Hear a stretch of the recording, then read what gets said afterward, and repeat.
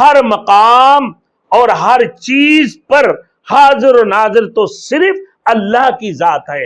حاضر و ناظر تو صرف اللہ کی ذات ہے.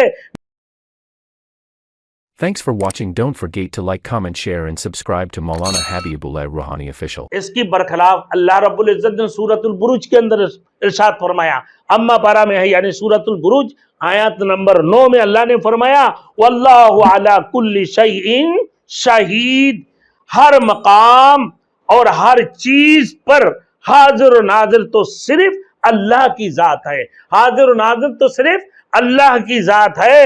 میرے دوستوں یہ صفت مخلوق میں سے کسی میں نہیں پائی جاتی ہے. تو لہٰذا میرے دوستوں ہمارے عقیدہ کو صحیح کرنا چاہیے. ہمارے عقیدے کو صحیح کرنا چاہیے. اگر ہمارے عقیدہ صحیح نہیں ہوگا میرے دوستوں تو پھر ہم تباہ اور برباد ہو جائیں گے. تو پھر ہمارے اعمال بھی ضائع ہو جائیں گے. اللہ نے فرمایا یا ایھا الذین آمنوا آمنوا باللہ. ایمان والو ایمان لاؤ یعنی اپنے ایمان کو مضبوط کرو. کیسے اپنے ایمان کو مضبوط کرو؟ کیسے اپنے ایمان کو مضبوط کرو گے؟ کہ ایسی انداز ایمان کو مضبوط کر کے اپنے عقیدے کو پکے اور پکے ٹھکے بنا لو. اپنے عقیدے کو صحیح بنا لو. اپنے صحیح عقیدہ کو اختیار کر لو. پھر تمہارے ایمان مضبوط ہوں گے.